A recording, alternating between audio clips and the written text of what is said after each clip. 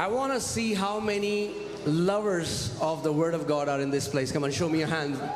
If you're a lover of the Word मैं of God. देखना चाहता हूँ परमेश्वर के वचन से प्यार करने वाले कितने लोग हैं यहाँ पर आज.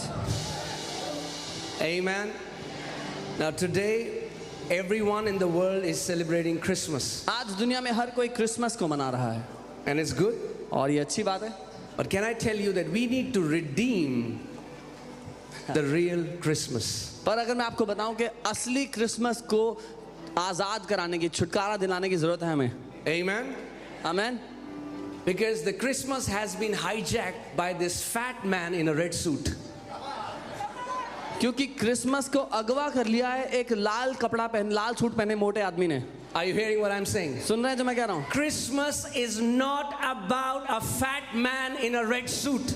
क्रिसमस लाल सूट पहने एक मोटे आदमी के बारे में नहीं है. Let me say that again. दोबारा कहता हूँ. Christmas is not about a fat man in a red suit. Christmas Lal suit पहने मोटे आदमी के बारे में नहीं है. Come on. Amen. No, I have no problem with Santa. मुझे सेंटा से कोई दिक्कत नहीं है. But Santa bows down before our Lord Jesus Christ. लेकिन सेंटा भी हमारे प्रभु यीशु मसीह के आगे घुटने टेकता है. Amen. You want to make it a mascot about Christmas? That's okay. But Christmas story is not about Santa Claus. आप उसका मैस्कॉट बनाना चाहते हैं, कोई बात नहीं, पुतला बनाना चाहते हैं, लेकिन क्रिसमस की कहानी सेंटा क्लॉज के बारे में नहीं है. Amen.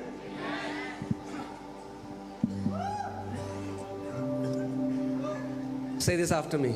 Christmas is not about a fat man in a red suit. मेरे साथ कहें, क्रिसमस लाल सूट पहने मोटे आदमी के बारे में नहीं है. Let me say that again.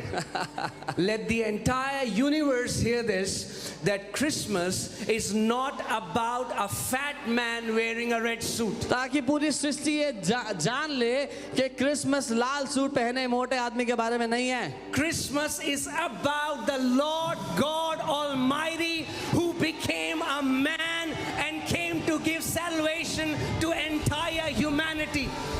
Christmas है उस प्रभु सर्वशक्तिमान परमेश्वर के बारे में जिसने मनुष्य देह धारण की और सारी मनुष्य जाति का उद्धारकर्ता बन गया. Amen. So we need to redeem the real meaning of Christmas and preach it out so that entire world knows what real Christmas is. इसीलिए हमें असली क्रिसमस को छुटकारा दिलाना है और पूरी दुनिया को बताना है कि असली क्रिसमस है क्या. Amen. Amen. Let me say that Mark 7:13 says, Jesus is saying that people have made the word of God of none effect because of the traditions that they have handed down through generations. मरकुस 7:13 में यीशु ने कहा, इस प्रकार तुम अपनी परंपराओं से, अपने रीति रिवाजों से जिन्हें तुमने ठहराया है, परमेश्वर के वचन को निकम्मा कर दिया है. Now, majority of people are celebrating Christmas as a traditional holiday. बहुत सारे लोग क्रिसमस को एक रीति रिवाज की तरह, उत्सव की तरह मनाते हैं, हॉलिडे की तरह मनाते हैं. Amen. See, for us, this day holds no special value. हमारे लिए इस दिन का कोई खास वजूद नहीं, खास अहमियत नहीं. But we do this because celebrating Christmas gives us a lot of access to share the gospel to the world. लेकिन हम ये इसलिए करते हैं क्योंकि क्रिसमस मनाने से हम दुनिया तक पहुंच सकते हैं, बहुत से लोगों तक पहुंच सकते हैं. People are more open to hear about Jesus. लोग यीशु के बारे में सुनने के लिए अपने कानों को खोल लेते हैं. Amen.